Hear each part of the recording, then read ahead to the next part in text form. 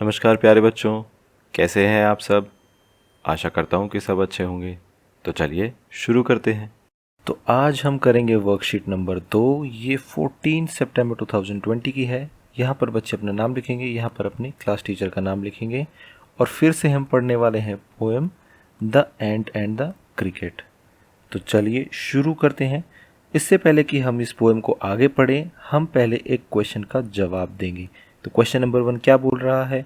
Last week यानी पिछले हफ्ते you read a poem about a hard working ant and a careless cricket. तो आपने पिछले हफ्ते एक हार्ड वर्किंग यानी मेहनती एंट यानी चींटी की कहानी पढ़ी थी और एक केयरलेस क्रिकेट यानी झिंगूर जिसे हम बोलते हैं। तो इस कहानी यानी इस पोएम के पर्पस के लिए हम इसको एक नॉर्मल कीड़ा मान के चलेंगे। ठीक है, आगे देखते हैं। नाउ थिंक ऑफ समवन, अपनी फैमिली मेंबर या फ्रेंड के बारे में आपको सोचना है। Who has the following qualities, जिसके अंदर ये नीचे दी गई क्वालिटीज़ हैं। राइट हिज और her name in the blank and your relationship with him और हर इन द ब्रैकेट्स। तो आपको करना ये है कि यहाँ पर कुछ क्वालिटीज़ लिखी हुई हैं। जैसे 1 नंबर पे हार्ड वर्किंग लिखा हुआ है जो मेहनती होता है। 2 नंबर पे एनर्जेटिक लिखा हुआ है जिसमें बहुत ज़्यादा एनर्जी होती है, पूरा दिन एक्टिव रहता है। नंबर 3 पर पंक्चुअल लिखा हुआ है यानी जो हमेशा समय पर आता है। और नंबर 4 पर लिखा हुआ है हेल्पफुल, जो दूसरों की मदद करता है।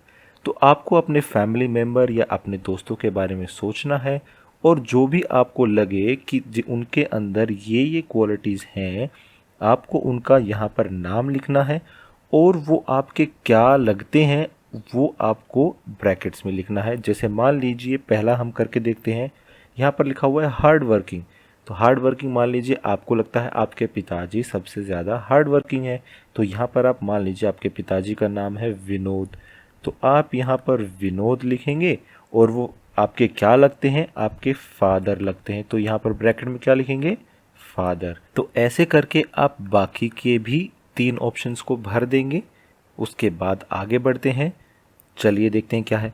Now let's read the remaining poem. अब बाकी बची हुई पोएम को भी हम पढ़ेंगे।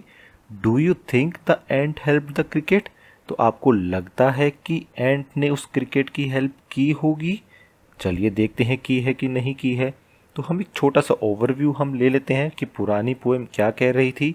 वो ये कह रही थी कि एक एंट थी और एक क्रिकेट था। ठीक है, क्रिकेट पूरा दिन शाम अब उसने अपनी सारी समर गाना बजाने और नाचने गाने में गंवा दी, जबकि एंट यानी चींटी ने मेहनत करके अपने फ्यूचर यानी विंटर के लिए खाना बटोर के अपने घर के अंदर रख लिया था। अब बात ऐसी आती है कि विंटर का मौसम आ गया है यानी सर्दी का मौसम आ गया है और क्रिकेट के पास कुछ भी नहीं है, ना खाने के लिए ना रहने के लिए। अब वो एंट के पास आता है कि वो उसकी मदद करे। तो चलिए आगे देखते हैं। स्टेंजा 3 पर हम आ गए हैं। स्टेंजा यानी पैराग्राफ आप इसे मान सकते हैं। तो चलिए पढ़ना शुरू करते हैं। Says the ant to the cricket, I am your servant and friend. अब एंट क्रिकेट को क्या बोलती है कि मैं तुम्हारी सर्वेंट भी हो सकती हूँ और तुम्हारी दोस्त भी हो सकती हूँ, लेकिन बट वी एंड्स नेवर बोरो, यानी ना तो हम कभी उधार लेते हैं। वी एंड्स नेवर लेंड, ना हम कभी उधार देते हैं। बोरो का मतलब उधार लेना, लेंड का मतलब उधार पे देना। But tell me dear cricket, लेकिन मुझे एक बात बताओ प्यारे क्रिकेट। Did you lay nothing by when the weather was warm? वो क्या कह रहे हैं कि आपने क्या कुछ भी नहीं संभाला। ले नथिंग मतलब कुछ भी इकट्ठा नहीं किया। When the weather was warm यानी जब वेदर कैसा था? वॉर्म यानी गर्म, यानी गर्मियों के समय में। क्वॉट द क्रिकेट यानी क्रिकेट क्या बोलता है? क्या क्वॉट करता है? क्या बोलता है? नॉट आई, नहीं मैंने ऐसा नहीं किया। आगे बढ़ते हैं। स्टेंजा 4 पे आते हैं। माई heart was so light that I sang day and night. तो यहाँ पे क्रिकेट बोल रहा है, क्या बोल रहा है कि मेरा दिल इतना हल्का यानी इतना मैं खुश रहता था कि I sang day and night, कि मैं दिन और रात गाता ही रहता था। For all the nature looked gay. Gay का मतलब होता है हैप्पी, नेचर का मतलब आपके आसपास का वातावरण। तो वो क्या कह रहा है कि आसपास का वातावरण इतना अच्छा लग रहा था कि मैं क्या करता था? सिर्फ दिन रात गाने ही गाता रहता था। You सैंग sir you say, go then says the ant and dance the winter away. तो इसके जवाब में एंट क्या बोलती है, आप गाते रहते थे। तो ठीक है, आप जाइए और विंटर को भी गा के और नाच के गुजार लीजिए। तो चलिए आगे बढ़ते हैं। स्टेंजा 5 दस ending he hastily lifted the wicket. और उसने क्या किया, उसने फटाफट से अपना बोरिया बिस्तरा उठाया and out of the door turn the poor little cricket. और दरवाजे से उसको बाहर कर दिया। फोक्स यानी दोस्तों, call this a fable. Fable का मतलब होता है काल्पनिक। तो क्या कह रहा है कि दोस्तों आप इसको एक काल्पनिक कहानी जरूर कह सकते हैं।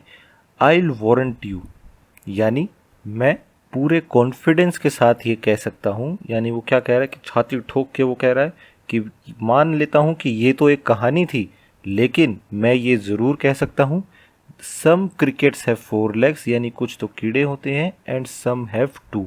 अब इस लाइन का एक अलग मतलब है। इस लाइन का मतलब ये है कि आपको अपनी ज़िंदगी में भी कुछ लोग ऐसे मिलेंगे जैसा कि इस कहानी में वो क्रिकेट बताया गया है, कि वो समय से पहले तो कुछ करेंगे नहीं और जब समय आ जाएगा तब आपके पास मदद की हुंकार लगाएंगे। तो चलिए आगे कुछ क्वेश्चंस हैं, हम उनका जवाब यहाँ पे दे देंगे। Question number 2, who said the following lines in the poem ant और cricket, write your answer in the blank below each bubble. तो यहाँ पे क्या है, यहाँ पे 3 डायलॉग लिखे हुए हैं, हमें ये बताना है कि ये डायलॉग किसने बोले थे। My heart was so light that I sang day and night. Dialogue क्या है कि मैं इतना खुश रहता था कि मैं दिन रात गाता रहता था। तो इसका जवाब हमें पता है, ये कौन कहता था, क्रिकेट। तो यहाँ पे हम क्रिकेट लिख देंगे। अगला डायलॉग देखते हैं। Did you lay nothing by when the weather was warm. क्या तुमने कुछ भी इकट्ठा नहीं किया जब वेदर अच्छा था। तो ये किसने कहा था, एंट ने। तो यहाँ पे हम एंट लिखेंगे। Go then and dance the winter away. तो ठीक है, जाओ और अब सर्दियों को भी कैसे काटो, नाच के। तो ये भी किसने कहा था, एंट ने। तो चलिए आगे बढ़ते हैं। Question number 3, rearrange the following sentences to form the summary of the poem. Write the correct sequence number in the box against each sentence. The first sentence has been sequence to help you.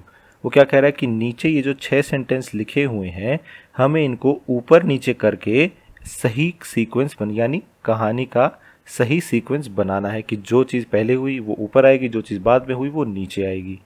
तो कहानी के हिसाब से सबसे पहले क्या होता है, ये करके दिखाया हुआ है कि सबसे पहले क्रिकेट क्या था, समर और स्प्रिंग के मौसम में गाता रहता था।